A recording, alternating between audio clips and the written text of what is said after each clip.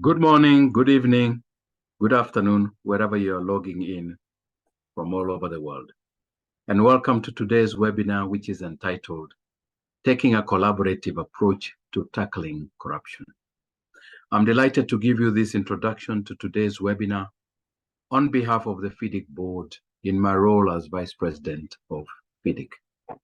My name is James Mwangi, and I am the Vice President of FIDIC and also the CEO of Current Technologies, a Nairobi-based consultancy firm. The issue of integrity is a very important one for FIDIC, and alongside quality and sustainability, it has been one of FIDIC's core values for many years. I'm delighted that FIDIC's Integrity Management Committee and Ernst Young have joined forces to demonstrate the importance and responsibility of a collective approach to fighting the scourge of corruption in this webinar today. FIDIC is also grateful to infrastructure engineering software company Bentley System, who are our 2023 webinar strategic partner. So thank you to them for their support during the past 12 months. The event has been organized to coincide with the United Nations International Anti-Corruption Day, which takes place this weekend on 9th of December. Our webinar today will be the first in a series of 3 events where FIDIC and Ernst Young will demonstrate the importance of anti-corruption activities at all levels, from the individual to the nation state, and how people can play their part in advocating for integrity. As it is indeed vital that we all play our part. Corruption has negative impacts on every aspect of society and is profoundly intertwined with conflict and instability, jeopardizing social and economic development and undermining democratic institutions and the rule of law. Corruption not only follows conflict, but is also frequently one of its root causes. It fuels conflict and inhibits peace processes by undermining the rule of law, worsening poverty, facilitating the illicit use of resources, and providing financing for armed conflict. So this is a key issue that we are discussing today. We have an excellent lineup of knowledgeable speakers at the webinar, and I know that Richard Stump, the Vice President of RS&H, and the chair of the FIDIC Integrity Management Committee, we have the ideal person to keep us on track and to moderate what I know will be a fascinating and illuminating discussion. The importance of collective action against corruption has never been greater. I look forward to today's webinar, raising our collective understanding of the problem of corruption, and crucially, what we can all do to tackle it and root it out of industry and everywhere else. It is my pleasure now to introduce our moderator of today's webinar, Richard Stump, the chair of the FIDIC Integrity Management Committee. Richard, the floor is yours. It's over to you. Thank you very much. James, thank you very much. And again, a very warm welcome. Good morning, good afternoon, and good evening to everyone who's joined us. On behalf of the Integrity Management Committee and FIDIC, welcome to today's webinar. James has very aptly teed up the conversation that you're going to hear over the next 90 minutes. So again, this is the first of a 3-part series. There is a lot of important anti-corruption activity that is starting this weekend. James mentioned that International Anti-Corruption Day is Saturday, the 9th of December. This was founded back by the United Nations in 2003. And then next week is a very important global event. The United Nations Convention Against Corruption, UNCAC, is having the 10th Council of States and Parties event, COSP 10. That's taking place in Atlanta in the United States. I will have the opportunity to attend on behalf of FIDIC and represent FIDIC's interests at this global anti-corruption event.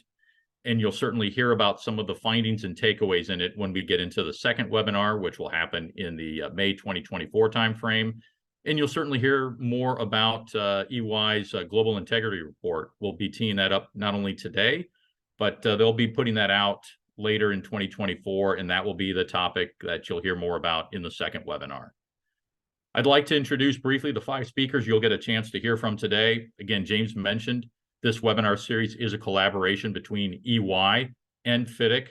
So we'll start with Sharon van Rooyen, who will be speaking to you from South Africa. We'll then move to Cecilia Melzi in Peru and Chandan Sarkar in the United States. They're all partners or principals with EY.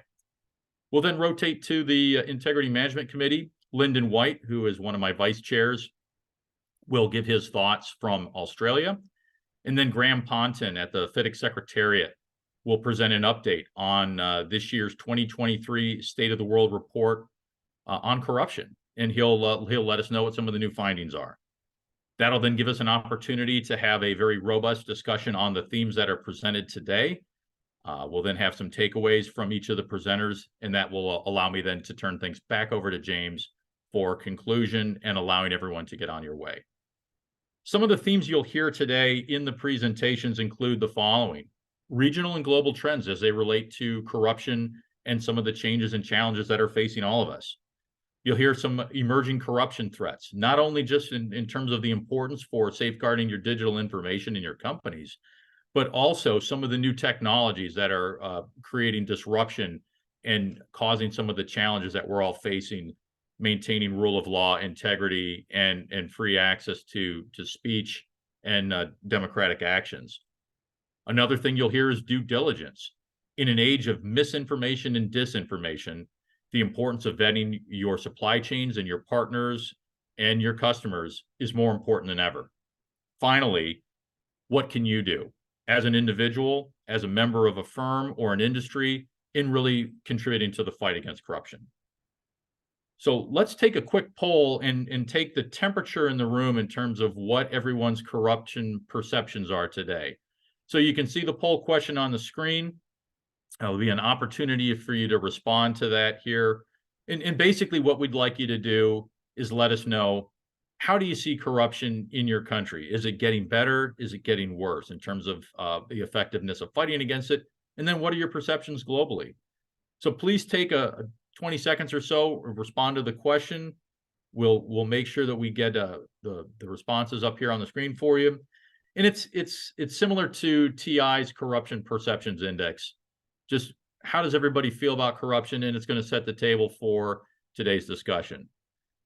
That's exactly what I was expecting to see in the poll, that we're trending in the wrong direction, not only in people's home countries, but globally.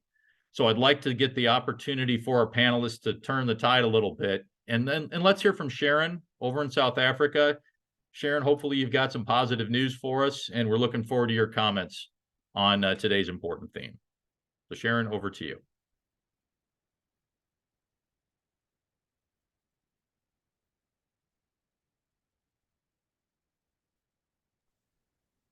You're on mute, Sharon. We are not listening. So thank you for that. And let me start with my perspective on the anti-corruption landscape and trends in South Africa and in Africa. So Africa, like any other continent, as you can see from the voting, grapples with significant corruption challenges. These are influenced by factors such as diverse legal systems, languages, and various levels of corruption control awareness. High-profile corruption instances are evident across the various sectors in different African nations, and the built environment is no exception. So, for example, Nigeria, the LNG bribery scandal; in Kenya, the Ministry of Health scandal; and in South Africa, the numerous Eskom build project scandals are but 3 examples of where corruption allegations plague corruption projects. So despite these challenges, many African nations are making strides towards increased accountability by adopting anti-corruption strategies and strengthening legislation such as anti-corruption legislation and enhancements in anti-money laundering legislation, to name but a few. South Africa, where I'm based, is still burdened by the after effects of state capture, but we're making slow and painfully slow progress in fighting corruption. The nation has improved legislation and is starting the lengthy process to prosecute high-ranking officials and business people involved in graft. again, admittedly with varying degrees of success. Yet we can't ignore the elephant in the room, and that is the lack of political will that often subverts the battle against corruption. It's a big concern that needs addressing, but we need to ask ourselves as civil society and businesses, what are we doing about it? Businesses are often seen as the enablers of corruption, the bribe payers. So in South Africa, many multinational organizations have faced corruption allegations resulting in reputational damage, fines, and the unwanted attention of law enforcement agencies, not just in South Africa, but across the globe. So it's not only governments that need to step up, businesses and civil society have a crucial role to play in this as well. Businesses in particular may need to address their part in enabling corruption and to work to ensure ethical practices internally. Obviously, civil society should continue advocating for accountability and corporate transparency. These efforts, I believe, can significantly influence positive change. You can just look at the South Africa in the wake of state capture and recent Save Our Country initiatives to demonstrate that. So the second area I want to highlight in the time that I've got with me today is what I call engineering justice. And it's something that I'm quite passionate about and quite close to my heart. It's about empowering whistleblowers. Whistleblowers have a crucial role to play in the battle against corruption. However, their fight often involves enormous personal and professional risk and sacrifices. So we as organizations, members of society, need to offer a supportive environment where whistleblowers have the freedom to speak up without fear. Our last two integrity reports, the EY Global Integrity Report, has consistently over the past few years reported that in countries such as Kenya and South Africa, safety fears are significant barriers to whistleblowing, more so than any of our counterparts in any other part of the world. So this emphasizes the need for strong protective legislation, both at a country level, but also at an organizational business level.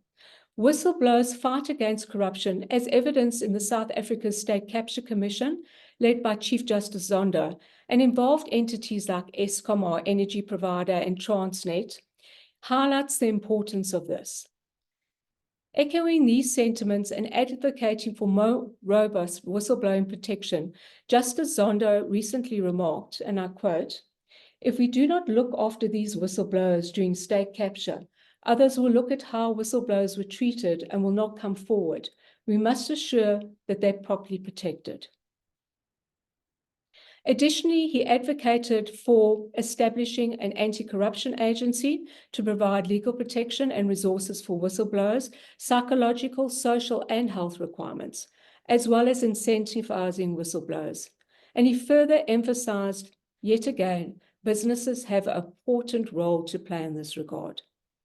However, it's also crucial that we shift the narrative around whistleblowing, reframing it as an act of patriotism and bravery rather than an act of betrayal, which is often seen to be the case. Several countries in Africa, such as Nigeria, South Africa, Kenya, have implemented measures encouraging whistleblowing, some even offering financial incentives for information leading to crime prevention.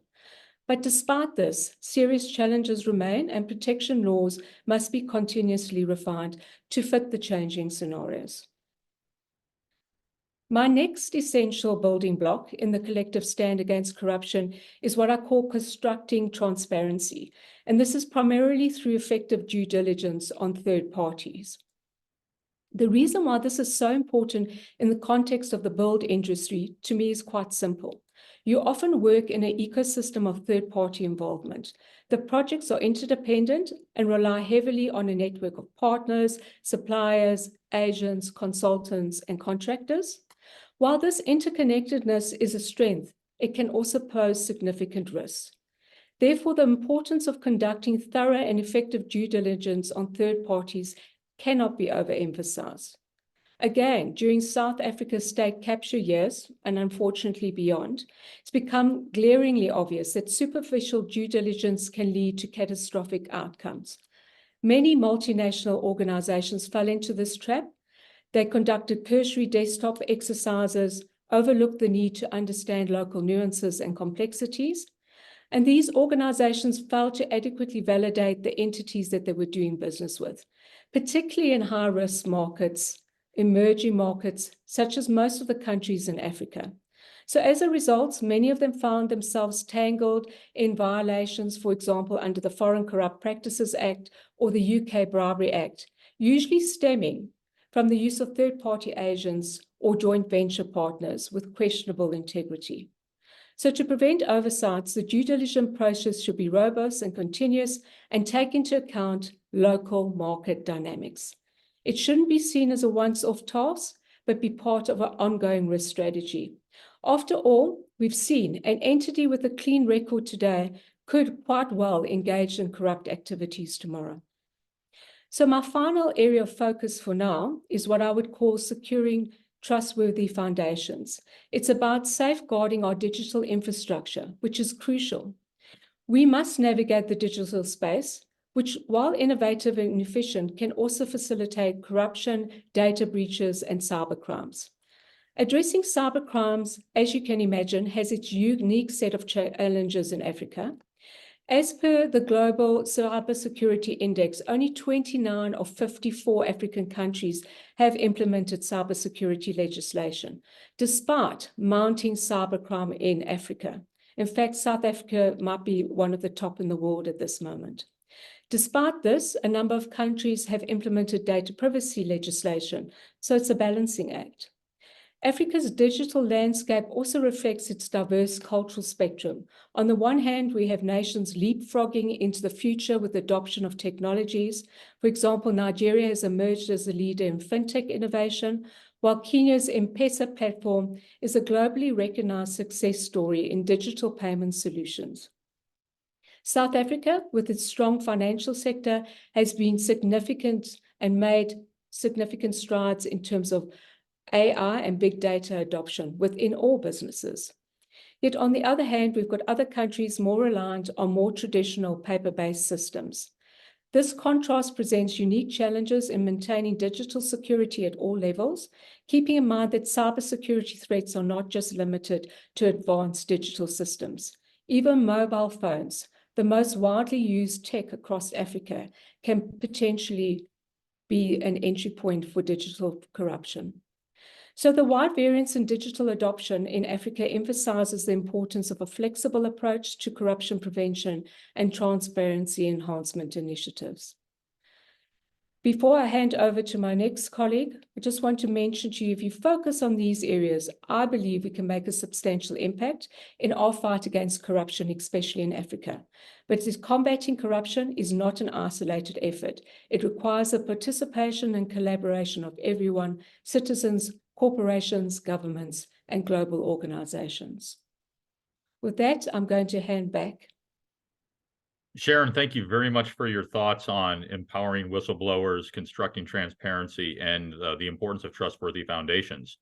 I'd like to now invite Cecilia Melzi over in Peru to provide her thoughts on today's important topics. Cecilia, your turn. Thank you very much, Richard. Well, good morning to all from Lima, Peru. Hi to all the ones that are connected to this webinar. I'm really happy to be here today, and thanks to FIDIC for the invitation. So as it was mentioned, I'm partner of the forensics practice in Peru, in charge of designing and implementing compliance programs for our clients, and also with a strong experience in investigations related to corruption, antitrust, and other types of fraud. I'm located in Peru, but I work very closely with the countries in Latin America, which, as you know, is normally called LATAM, right? So as you may know, LATAM is a region with a large history of irregularities, and to be totally transparent, with not so much enforcement, right, as needed. This is mainly generated due to the political and economic instability, right? Change of presidents, problems between the president and the Congress, corruption scandals, social unrest, among others. But talking specifically about anti-corruption perspectives and trends, it is important to mention that this year, for example, is the 10th anniversary of the Clean Act, which is the Brazilian anti-corruption law. This law, which was issued in 2013, was one of the first anti-corruption laws in Latin. In Mexico, for example, the anti-corruption national system was created in 2015.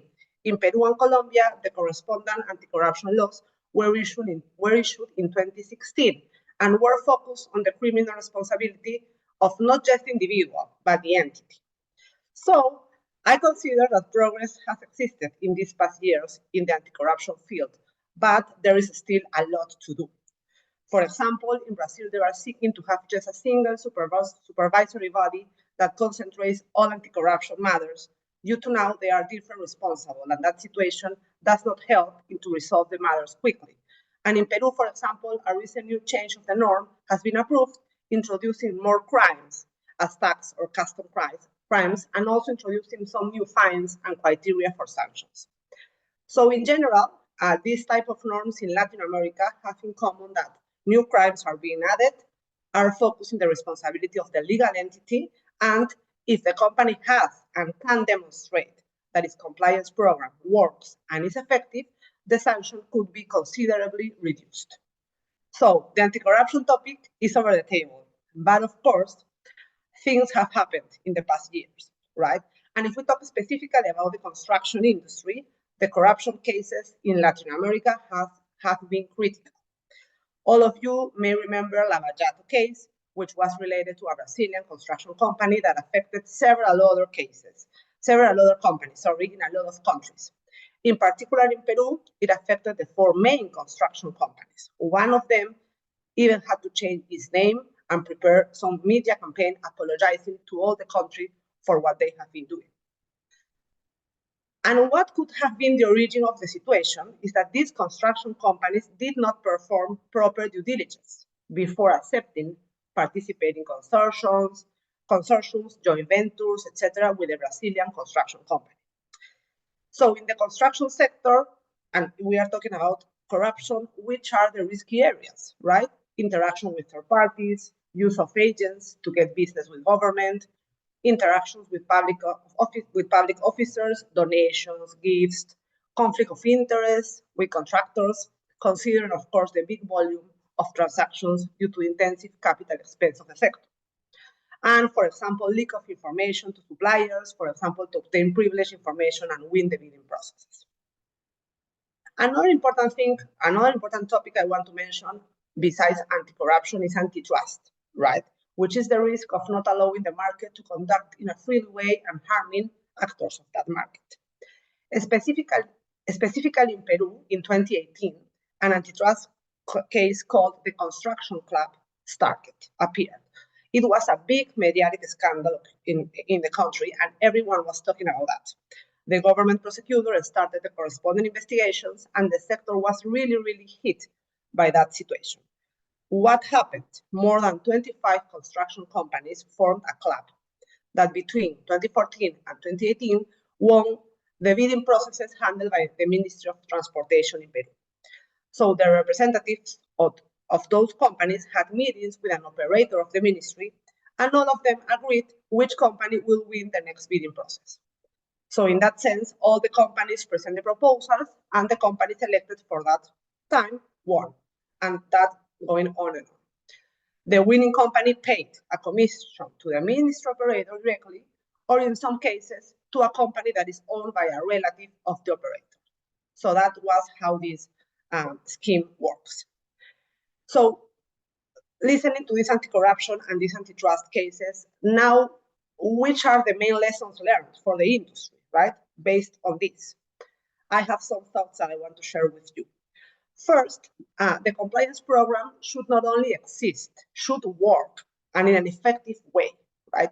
Several companies that were involved in the examples I just mentioned did have a compliance program, of course, but at least in paper. But of course, they were not really working. For a compliance program to work, for that to happen, what I can recommend is the following, right? Count with a compliance officer, but fully dedicated, and with the correspondent empowerment, autonomy, independence, and direct report line to the board of directors. A compliance officer should be invited to the strategic meetings and should be involved in the important decisions, not just be a figurehead.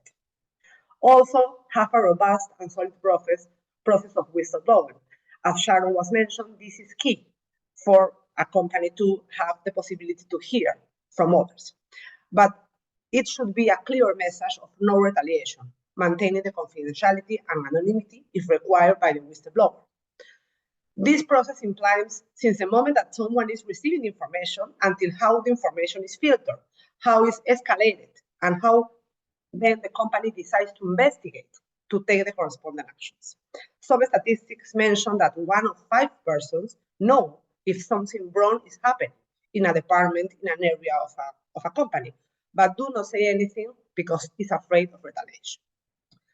Also, I consider it's really important to strengthen the procedures about due diligence. Also, Sharon mentioned about that, and this is really key, due diligence of third parties.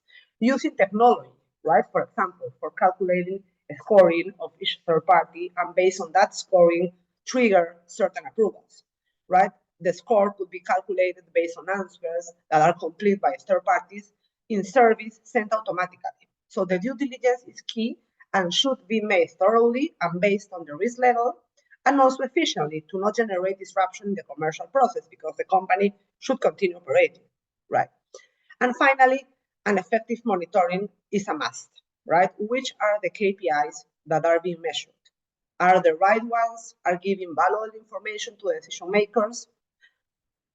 And in general, I consider that each company must assess how to communicate and spread the importance of a compliance program, right?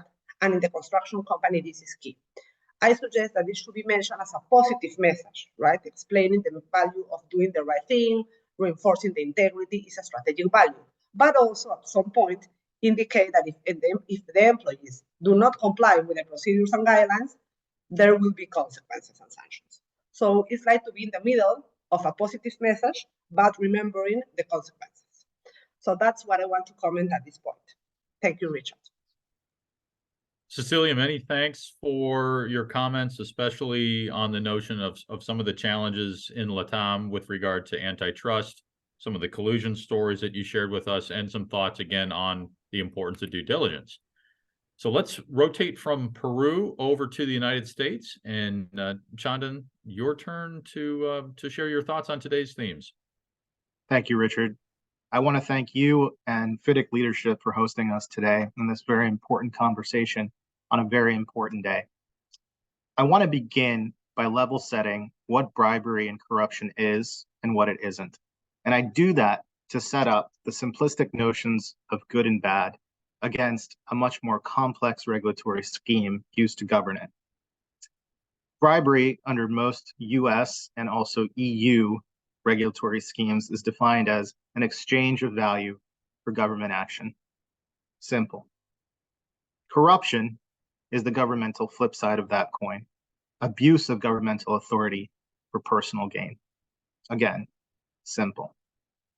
Unfortunately, that is where the simplicity ends, as the regulatory schemes governing and enforcing rules against bribery and corruption are enumerated across a variety of areas, including sanctions, extortion, fraud, antitrust, embezzlement, money laundering, cyber disclosures, anti-kickback, and the emerging field of ESG disclosures. Parlay that with also 2 levels of legal statutory scheme at the federal and state level in the United States, and you begin to see a very complex picture and challenge in enforcing and also complying with antitrust and anti-bribery regulations. So why does this matter for the construction industry? Unfortunately, the construction industry finds itself at the center of many anti-bribery and anti-kickback issues. Throughout the financing, design, tendering, solicitation, and execution of a construction project, we see opportunities for interaction with government actors, interactions that could be as minor as a permitting issue or as large as a construction placement issue. Those interactions often open up opportunities for exchanges of value that may run afoul of certain international and domestic laws.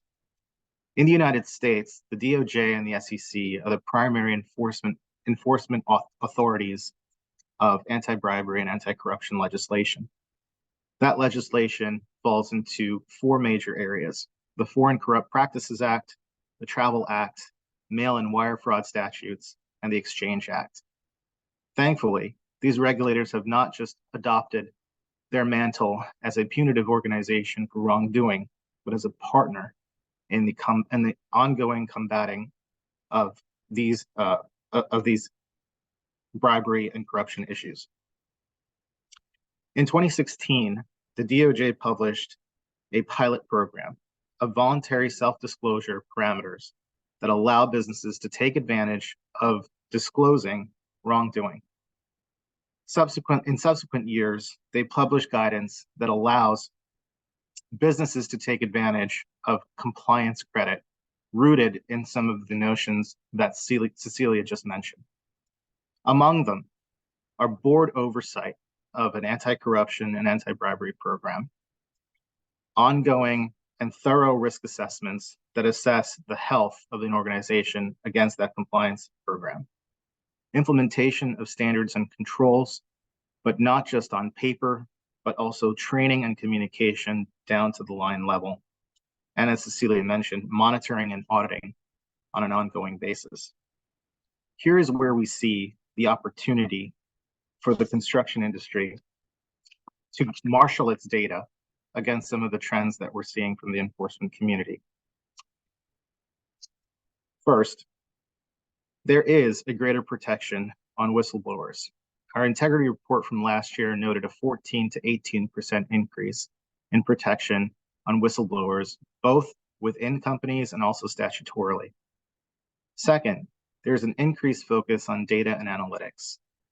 What we have seen from regulators is a need to understand not just the traditional data used to enforce anti-bribery and anti-corruption issues, but also a tread into more emerging issues such as controlling ephemeral data, collection of mobile devices, and also data ethics and a plan for AI compliance.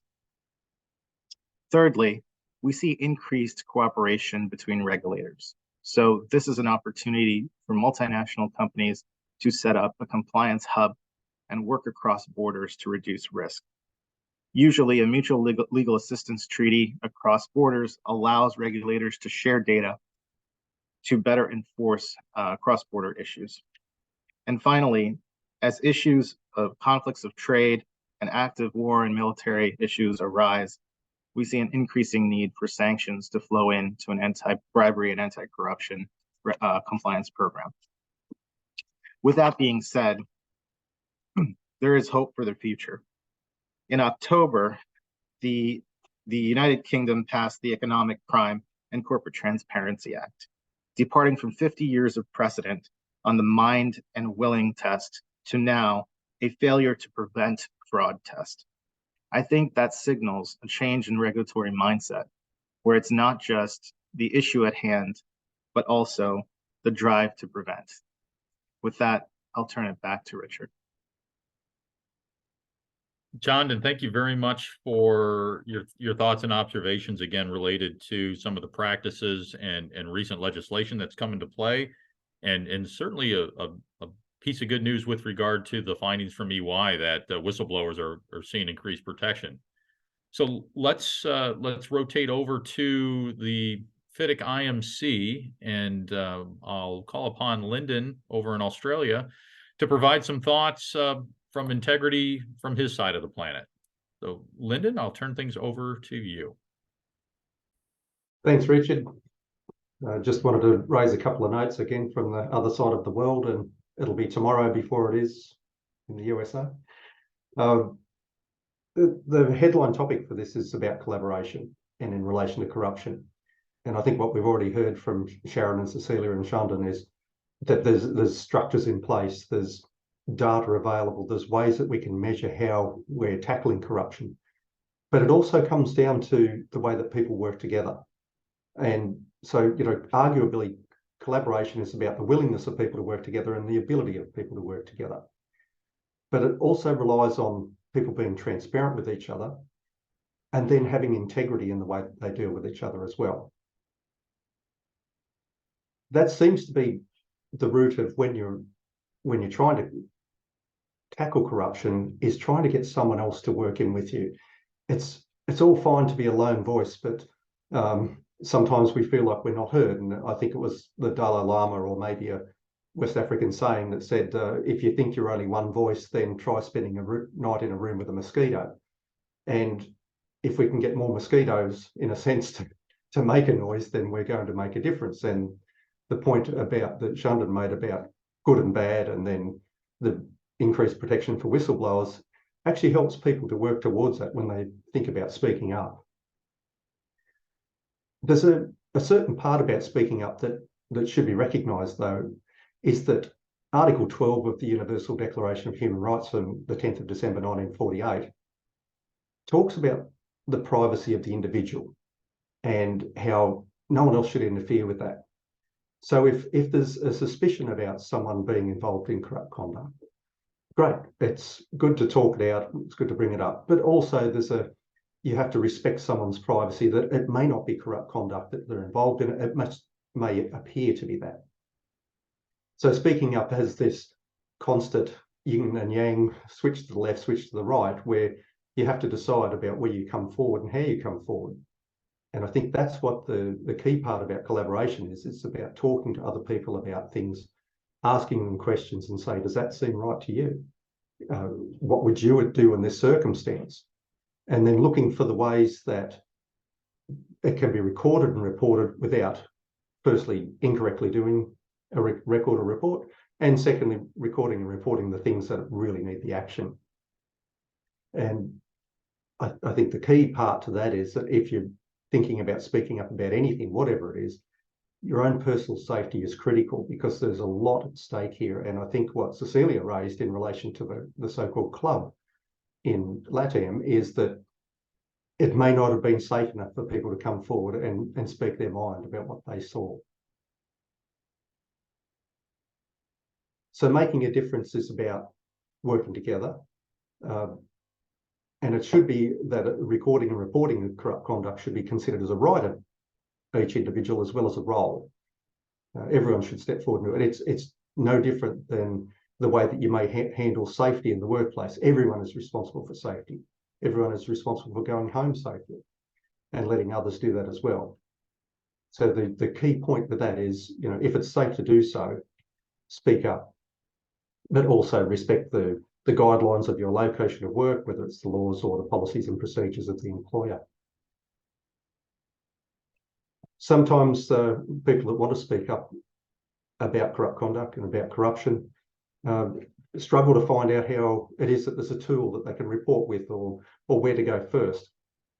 And I think some of the things that are nice basic and essential items, if it's a frightening area where people are just delving into for the first time, is have a look at the code of ethics that your employer or your professional association or some other entity that you're involved with or know of, and what they say about reporting corruption and corrupt conduct. Have a think about, if you're prepared to step forward rather than step back when you're thinking about it.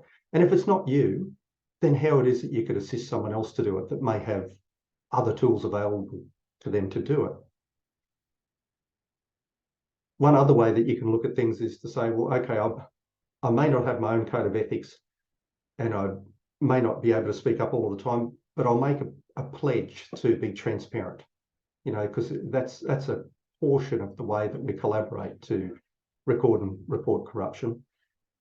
And also being aware that organisations like FIDIC have really great information management tools like the FIDIC Integrity Management System and the Government Procurement Information Management System, which are a systemic approach to anti-corruption procedures and policies. Finally, in that respect, we all need to remember that 9th of December every year is a day that we should remember each year, but it's also not the date when we should think about mitigating or preventing corruption. It's the date on when we should check our progress from the previous year and think about what we're going to do in the following year. So as a final part to that, if there's anything that you wanted to take away to help you to speak up, to report out, make yourself a simple checklist of things that you would ordinarily write down in a day and say, what happened today? Who was involved? What did I do about it? And this could be just generally in the workplace and not even thinking about necessarily saying that it was corrupt or otherwise, but a general record to say what happened, because then you always have a reflection on the data later on to say, actually, that was where I noticed something that started to go a little bit to the left or the right. So with that, I think that I'll hand over to Richard again to go to Graham, and hopefully that was helpful. Lyndon, thank you very much for the thoughts on the importance of speaking up, the importance of documenting what you're hearing, and even just understanding basic things like the code of ethics of your company and the company's code of conduct. So that gives us the opportunity to move over to Graham Pontin, who's going to provide us with an update on the State of the World report related to corruption and the findings therein. So Graham, your turn to share your thoughts, please. Thank you. Yes, so I should point out the first year that we did a State of the World on corruption was in 2022 for Anti-Corruption Day. And one of the recommendations we actually took forward after that as FIDIC is to annually update the analysis that's within the report to try and give people a better understanding of how corruption and economic activity is changing over time. So what the report does is it turns around and looks at effectively corruption and its relationship to the highest macro level, which is your GDP within a country and its per capita per person. It then turns around and tries to move into the actual construction sector itself and the value that is lost within that by not combating corruption. And then finally, it looks at foreign direct investment flows. So these are flows between countries where investment takes place. Now, what the report did last year and what's been updated is it takes the corruption perceptions index, which is produced by Transparency International, and then runs it alongside the various data sets from the World Bank to understand these trends. So the first thing to note is that there hasn't been significant changes in the direction of trends over time since last year, as one wouldn't expect a trend to just flip instantly within 12 months. Reducing corruption does still correlate to GDP per capita, where the lower the rate of corruption, the higher the levels of GDP per capita you can expect in a country. Now, the interesting thing when we add the new data in from this year is that the slope and the extent of that relationship has continued to increase. That relationship was very flat in the years of 2012 to 2015, and then since then has been increasing year on year. And so the cost of not combating corruption is becoming increasingly more prevalent. So if you're not improving your country or moving up the corruption index by 1 point, so improving the sort of the level of transparency and integrity, there's actually a greater cost to the economy now. The second one it looks at is the construction industry. Now, this year, I'll say there is no new data that's been put in that, but what we have done in the report is we've taken GDP as a proximity to update what that may look like. The final one it looks at is net FDI flows. Now, the reason it looks at this is because it was trying to get a sense of if you've got investment going between countries, does this investment effectively correlate with corruption? Is money flowing to the wrong places? Is it flowing to the right places? Now, this year's data, as with last year's, shows that actually the relationship is flatter than expected. It is still weak, and actually the correlation is not that great, and the relationship still remains very low. Interestingly, since COVID, for the last 4 odd years, the relationship has significantly weakened. But given the scale of foreign direct investment flows, even small changes can mean a lot of money crossing borders. So what do we infer from the fact of the changes? So if you look at the lowest performing year, for example, with the GDP per capita, and take the highest performing year, we can work out the difference between the two. So this isn't the total cost of corruption, which the World Bank has put around 2.4 trillion. This is actually the difference between what is good and what is badly in terms of performing. Now, the slope of that changing means actually being a poor performer is costing you more now than it used to going back 10, 15 years ago. And that cost, if you look at it, has risen from the last report where it would have been estimated to be 18 billion to 27 billion.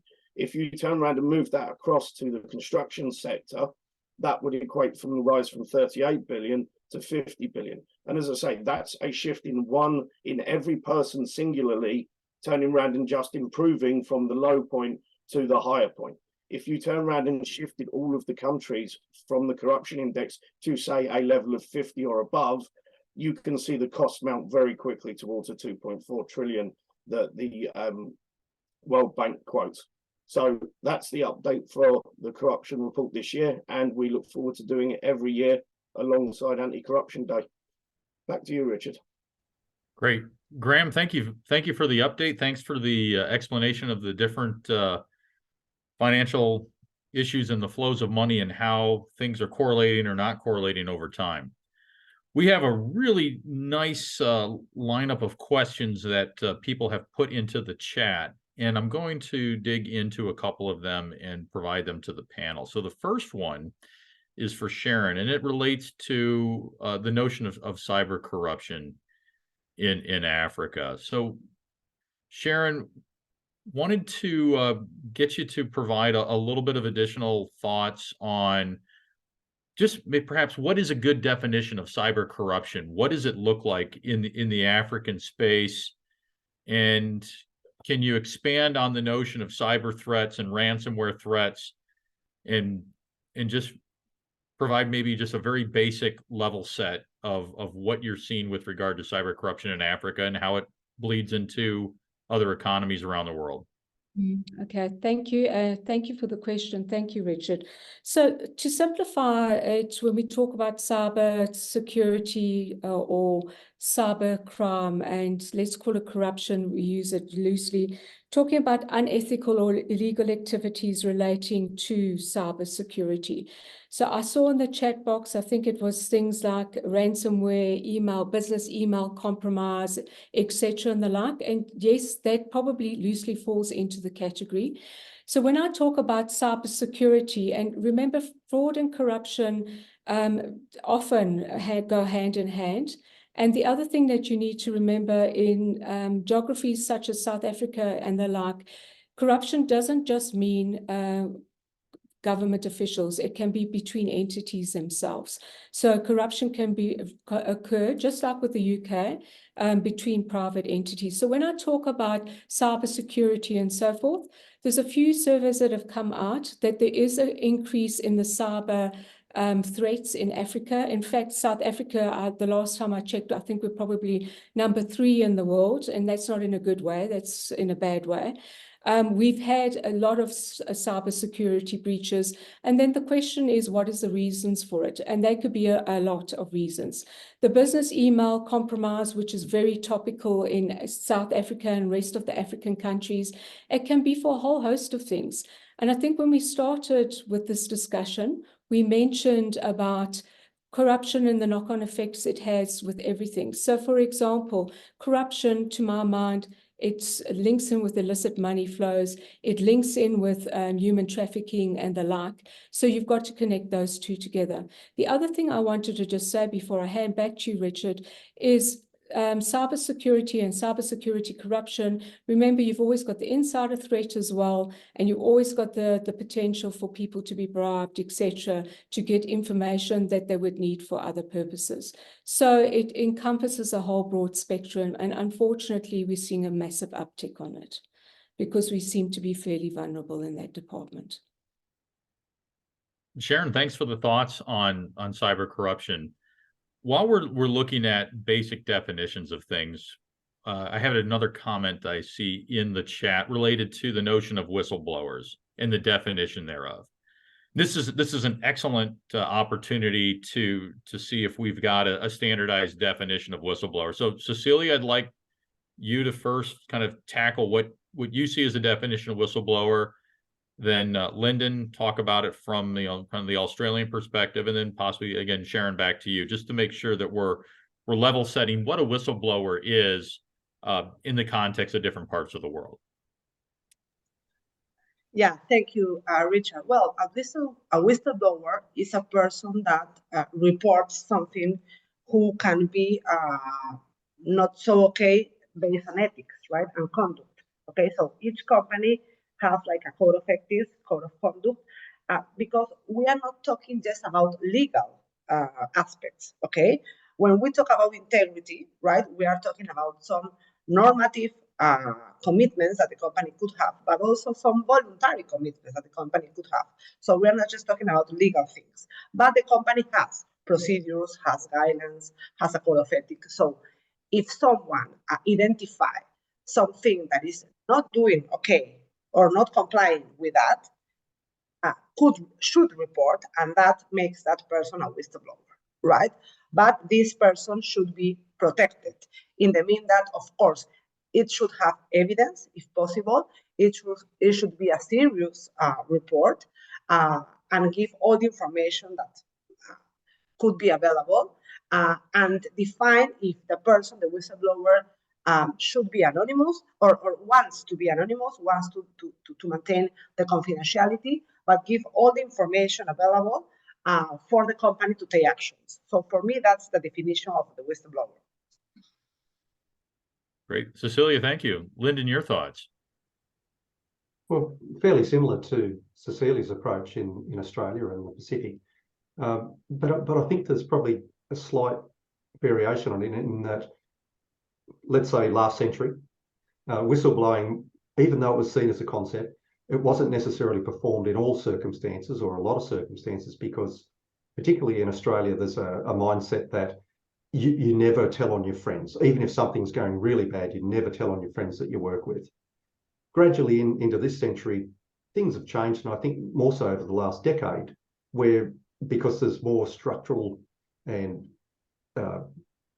structured approaches to recording and reporting corruption and showing how insidious it is, people are taking the approach, well, hang on a sec, why wouldn't I do that? Because picking up on one of Graham's points before about how much money that corruption actually costs worldwide in the construction industry, anything we can do to try and reduce that, people say, well, hang on, I'm doing not only a good thing, but I'm also proceeding forth to make sure the jobs are safe, there's money to be spent on the job that's not elsewhere going to someone's pocket. So I think, but the critical part in Australia is that the whistleblower protections, even though there are technically correct protections in place, they're nowhere near as strong as what they need to be.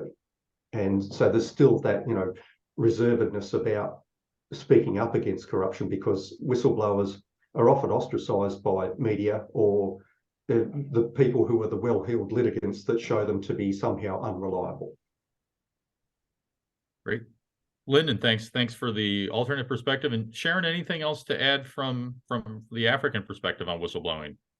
Certainly. And as I said to you when I started it, this is something that's very close to my heart. In Africa, and especially in South Africa, how you define whistleblowing, I think it's very similar to what we've just heard.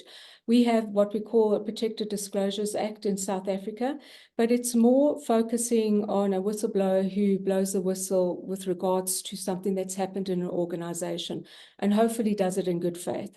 And that protects them. But when I think about whistleblowing, I think it's a lot broader than just what we think about in terms of the corporate entities. I mean, if I look at, for example, the Commission into State Capture, it was about people who pretty much came forward to blow the whistle on things that was happening in the country. So I think the whistleblowing, you need to emphasize, is a lot broader than just a corporation. The other thing I want to say to you is that the protection for whistleblowers, whether it is whistleblowers, corporate whistleblowers, or from a country perspective, is seriously lacking. And I mentioned to you as well, whistleblowers are not going to come forward for 3 reasons unless we make a step change. One of them is because they fear occupational detriment. The second is that if they get fired, that's pretty much it's a death sentence. They won't get a job anywhere else.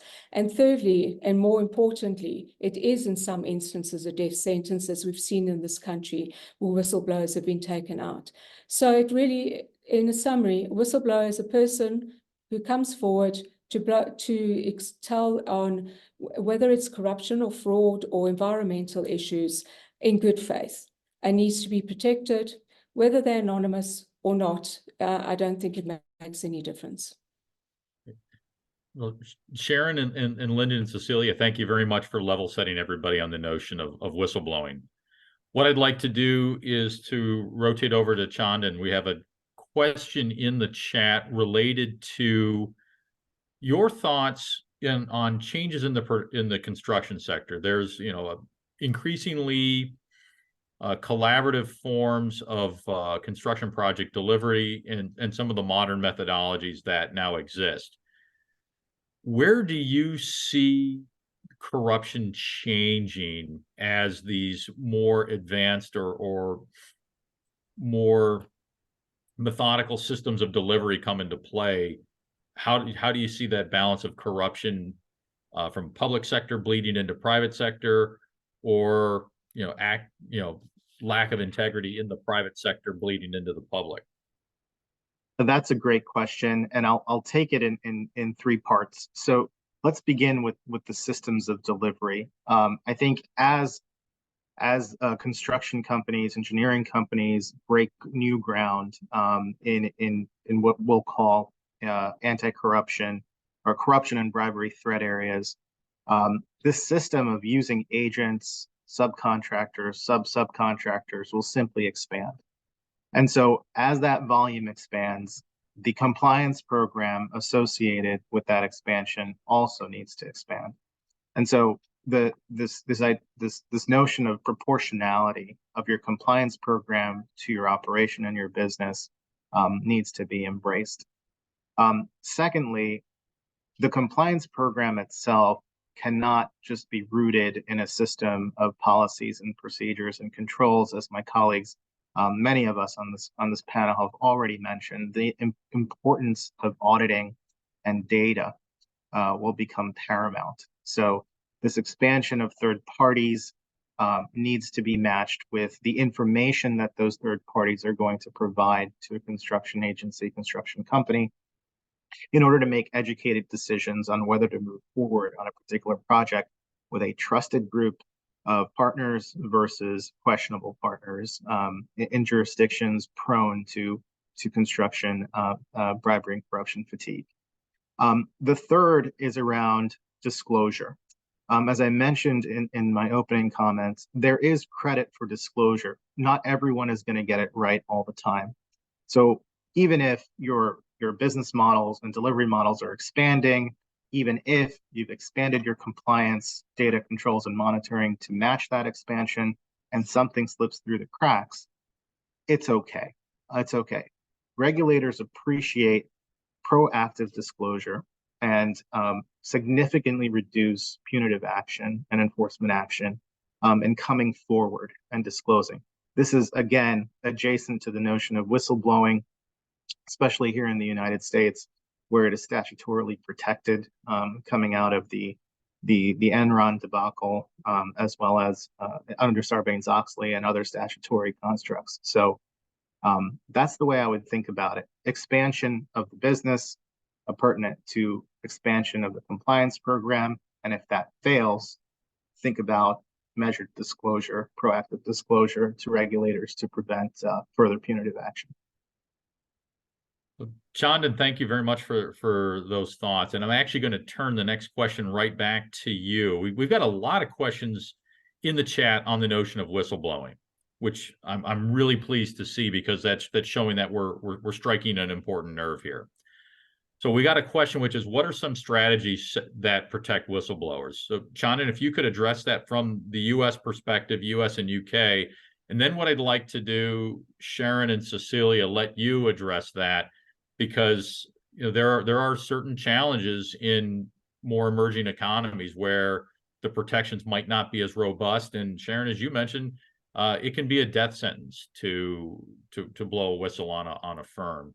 So Chandan, if you could provide that OECD perspective, then I'd like to hear Cecilia provide a LATAM perspective related to some of the things, Cecilia, you've brought up, and then Sharon talk a little bit about what's been done in Africa. And then if each of you could talk about maybe what could be done in the context of each of the countries that you operate in. So Chandan, we'll start with you. Sure. I think the U.S. notion of whistleblowing has been firmly in place since the late 80s and early 90s, when the U.S. Whistleblower Protection Act went into effect. Culturally, we see companies approaching whistleblowing by promoting protection at home. And what I mean by that is driving a culture of compliance and whistleblowing protection by setting up a whistleblower hotline for their own constituents, allowing third parties to use that whistleblower hotline in order to report issues so that the compliance and legal teams and other risk management functions of the corporation can get ahead of issues. So that's what I mean by starting protection at home. The second is the embracing of government protection on whistleblowers. So throughout the employment protection statutes, regulatory compliance and corporate compliance statutes such as Sarbanes-Oxley, even health and human services statutes, there is a wide regulatory scheme that picks up on the notion of governmental protection of whistleblowers. And it's important to build those in to your policies and procedures. Many states require disclosure of the whistleblower protections at the state level in employment contracts and also in conduct policies for the company. And then the final strategy is I keep coming back to this notion of data and analytics, which is as you amass these whistleblower reports, either from external sources or internal sources through the whistleblower hotline, analyze them, analyze where they're coming from, how often they're coming. There might be this resistance culture to report, and that there are techniques to reduce that.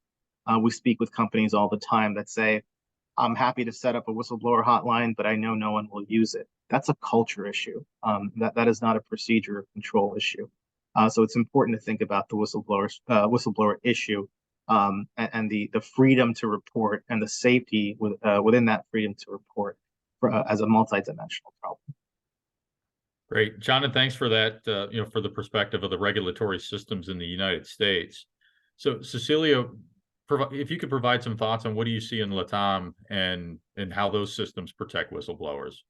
Yeah, I think whistleblower is such a great topic to talk, right?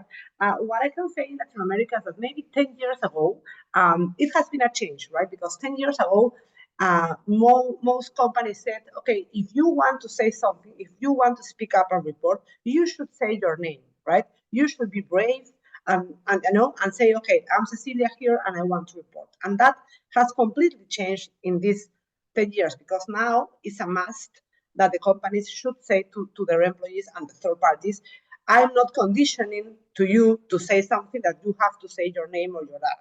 So this has been a really great change, I think, in most of countries of LATAM, right?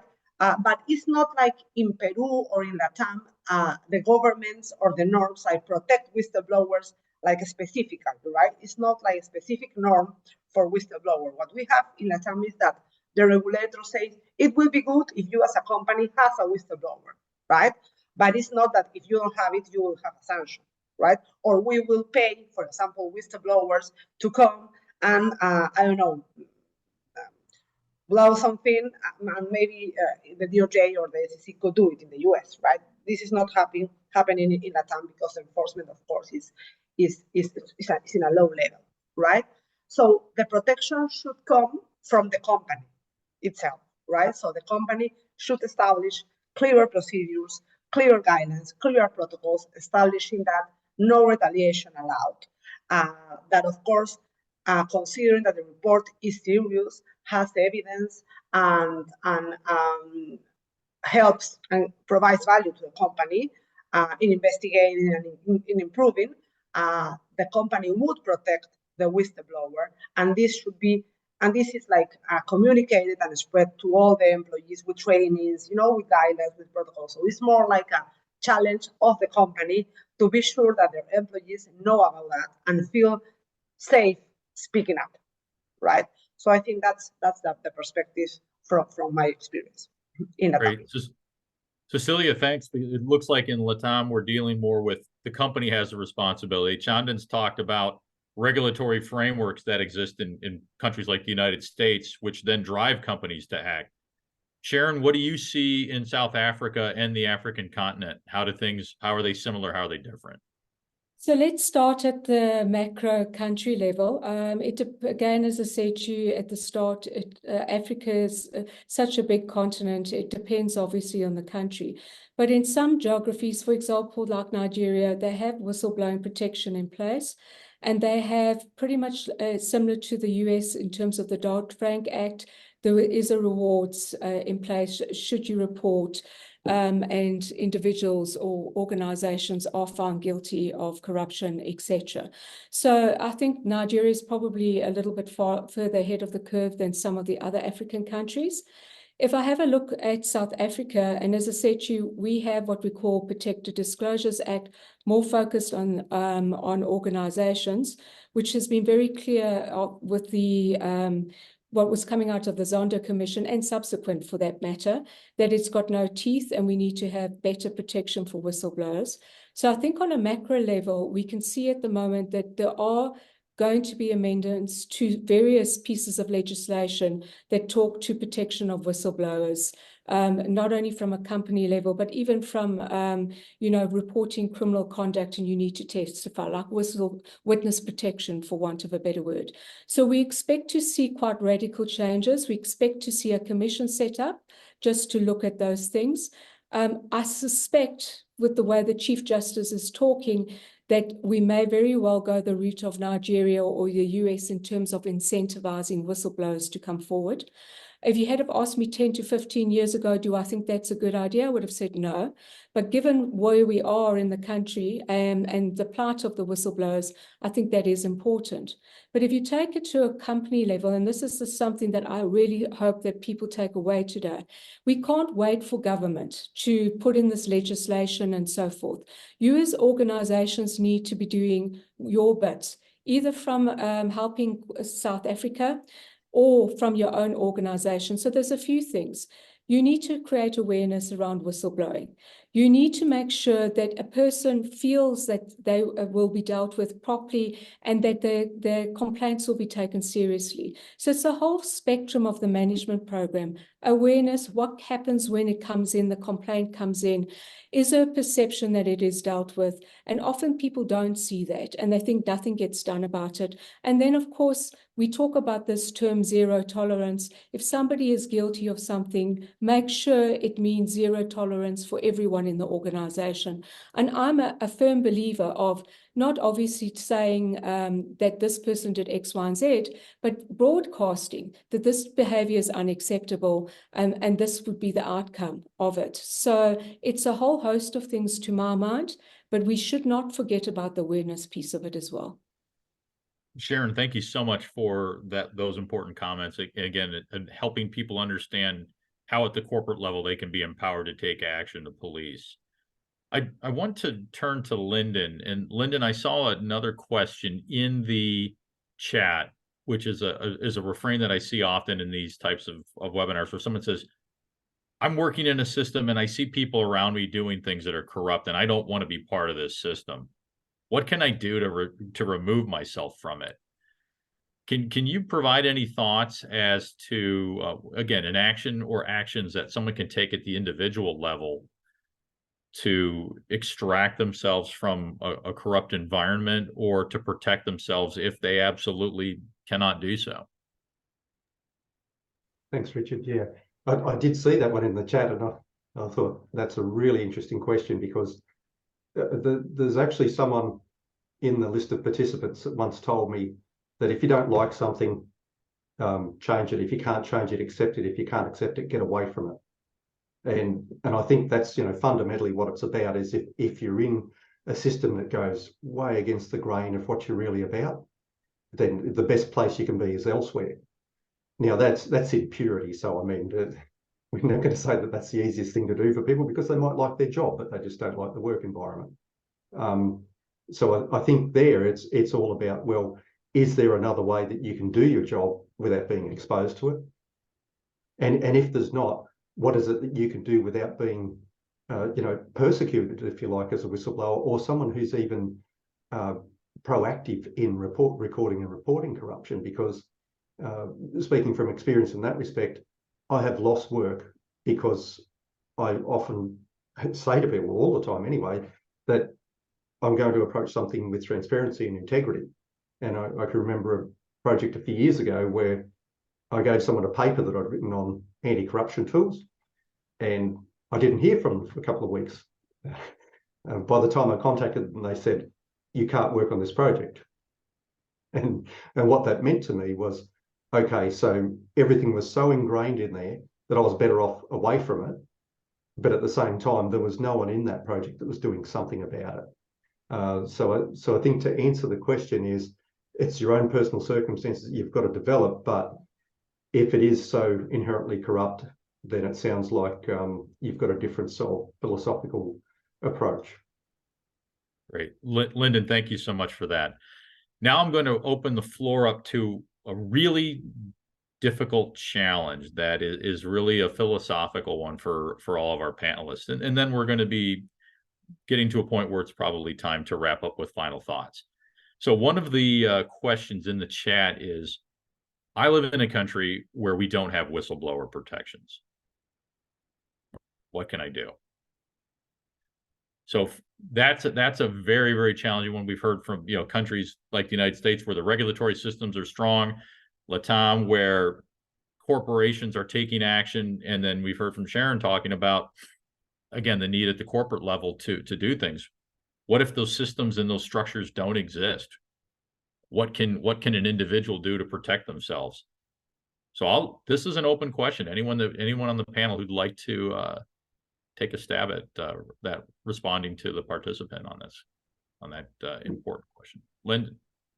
Richard, just as a preface to any answers that come on this, is that the United Nations Convention Against Corruption in Article 13 sub 1 talks about the signatories that are to the convention actually have to do something positive about this and put legislation in place and put procedures and policies in place in their systems so that there is something available. Now, I'm not saying that every single signatory to the UNCAC has done that to date, but I think that's the first step to understanding whether or not there is something available, because if the country that's involved is a signatory to it, then there's avenues for a person to go and say, particularly up to the UN, and say, you've got a member state that's not actually complying with Article 13. But then you may actually find by querying those types of things that there are some things that are available, but not necessarily all that present and apparent to people to use.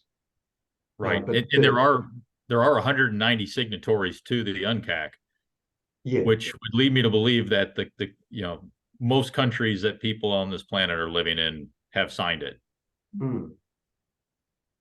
Any other thoughts or ideas on what you can do if you live in a country that doesn't have the structural protections that we've discussed today? So it is a difficult one. And I mean, just understanding all the one line is also a very difficult one to answer without understanding more context. But there's a few things I think. If a person is seeing something that needs to be disclosed, first and foremost, what is your organization doing about it? Just because there's no whistleblowing protection within that country per se, what is your organization doing about it, especially if it's a multinational organization? Surely they should have some sort of policy in place themselves, whether it's linked to the code of ethics or whatever it is. So that would be one thing. Second of all, industry bodies, professional bodies, are there no other places where you can report this wrongdoing without actually disclosing your identity and so forth? And there must be a number of places that you can do that. So that would be something that I would consider, whether it's a professional body or the like. All else fails, I mean, if it's corruption with regards to government, do you have some sort of entity in the country, for example, the public protector or something like that, where you can report to in good faith and your identity remain anonymous? So those are the things that I would consider if, there is a need to report. But then again, it comes back to the organization you work for as well. Surely they should be putting some measures in place. Just because it's not written in law doesn't mean to say you can't do it as a good global corporate citizen. Great. Sharon, thank you so much. let's see, before we go to closing comments, I did have one question for Graham, coming back to one of the findings on the report. Graham, if you're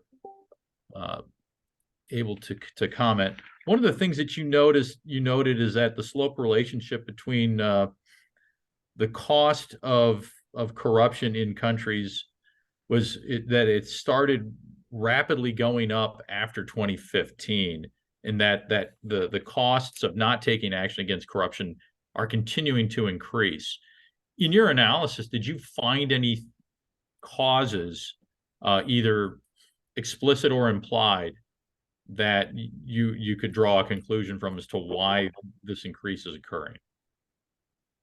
In short, none. Whilst the data is there from various sources, it does seem that there was a shift around 2015. As to why that shift has occurred, it's not said in the report. But one of the things I would mention is, I mean, as we move towards things like net zero, we recently produced a report with EY on the investment requirement to get there, and we're talking about having to spend 139 trillion to get to net zero. Now, that's a doubling of investment now, and if the cost of corruption is going up and we don't deal with it as we're going there, you could see quite a lot of money get wasted very quickly, and that would be a shame when a challenge such as net zero is so significant. Right. Graham, thanks for bringing things back to the sustainability perspective. Integrity and fighting against corruption is certainly, unfortunately, cross-cuts, and it affects all of the different sectors in which we work in the global environment. With that, I do want to give each of the panelists an opportunity to leave you with a takeaway before I turn things over to James to summarize today's webinar. So starting with Lyndon, we're going to go in reverse order of the presentations. Lyndon, your overarching thoughts or takeaways for everyone that joined us today. Yeah, really happy that we had a good turnout, and always step forward rather than step back, only if it's safe to do so. Lyndon, thank you so much. Chandan, thoughts from what you've heard today, or a takeaway for the participants in the webinar? Yeah, it's been a fascinating discussion. I thank every one of the panelists and also the participants who've been listening and the insightful questions. I would say that corruption is a global problem, but with likely some local solutions. So think about your immediate area, your immediate company, your immediate jurisdiction as an opportunity to combat corruption. And finally, battling corruption takes courage. So don't be deterred.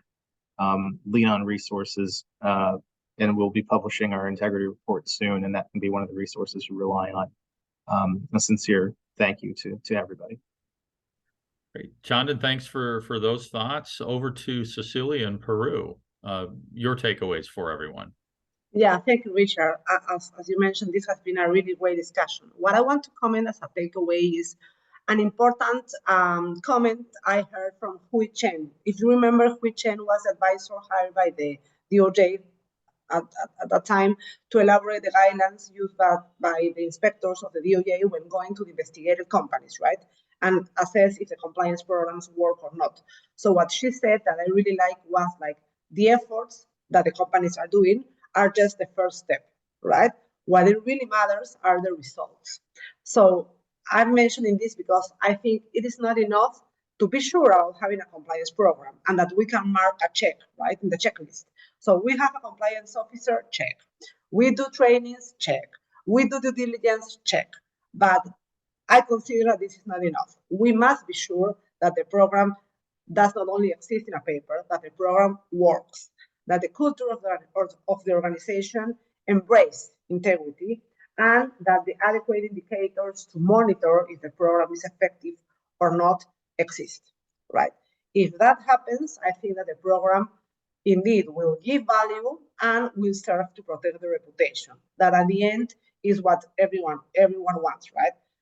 Take care and protect our own reputation as professionals and the reputation of the company that is giving us work, right? So that's from my side. Great. Cecilia, thank you so much. Sharon, your thoughts and takeaways for our participants today. So thank you, Richard. I'm actually going to be quite short. It's funny, despite which geographies we come from, at the end of the day, there's some topical issues that are across the spectrum. And two of them that stuck out for me is the plight of whistleblowers and navigating it. And then obviously the absolute need to do due diligence on the individuals, corporations, etc., that you do business with. But the overriding thing to me is we need to work together collaboratively to solve this problem. We cannot work in silos, and that means we need commitment from corporates, we need commitment from civil society and from governments. And all I can say is the call to action is don't sit in your country and say, this is my piece and I'm not going to get involved. Get involved with the country initiatives that are happening at this moment. For example, in our country, we have an initiative between business and government. Get involved in those. Be the voice at a macro level so you can drive change. Great. Sharon, thank you very much. And you just teed up wonderfully the last poll question that I'd like to share with everyone before we go back to James for closing comments. So having heard the discussion over the last 85 or so minutes, many of you are familiar with the UN Sustainable Development Goals. And Goal 16.5 is related to reducing corruption. So there's some reminders on the screen as to what the indicators are. And we'd like to hear your thoughts based on what you've heard from the different parts of the world. How are we doing with making progress towards Sustainable Development Goal 16.5 and reducing corruption by 2030? So please take a few seconds of time, provide your thoughts in the poll. We'll take this as a last point of temperature related to everybody's opinions on how we're collectively doing across the world. And 40 to 60%. So looks like we do have some opportunity to get to where we need to go in terms of moving forward on SDG 16.5. With that, again, thanks for your attention, and I'd like to turn things over to James for your closing comments. So thank you, Richard. I think we have had an excellent webinar that has given us much food for thought, but also some confidence that our industry will remain vigilant in the fight against global corruption. And I think one of the subtopics that took, or where there was great interest, obviously, is a whistleblowing, meaning that whistleblowing is an anti-corruption mechanism that can help or contribute immensely in the fight against corruption. I'm particularly pleased that we have been able to organize this webinar to coincide with the United Nations International Anti-Corruption Day, which takes place this coming Saturday. The theme of the day this year is Engage in Transparency, Advocacy for Transparency and Accountability in Government and Business Practices. On Saturday, campaigners around the world will highlight the crucial link between anti-corruption and peace, security and development, and with the central notion that tracking this crime is the right and responsibility of everyone. Only through global cooperation and the involvement of each and every person and institution can the negative impact of this crime be overcome. I hope that we have played our part in this global effort with our webinar today. I would like to thank Richard Stump and his fellow members of the FIDIC Integrity Management Committee for their efforts in organizing today's event, and also EY for their input and for working with FIDIC to highlight these crucial issues for our industry. A big thank you, of course, to all our speakers and to all of you for attending the webinar today. Finally, a reminder of FIDIC's annual Global Infrastructure Conference 2024, which takes place from 8th to 10th September next year in Geneva. It is the premier global gathering for our industry, so please save the date in your diaries. And do keep an eye on FIDIC's website for details of our 2024 webinar program, details of which will be online very soon. Thank you all again for attending today, and we hope to see you at another FIDIC event very soon. Let me also take this opportunity to wish you happy holidays. Thank you and goodbye.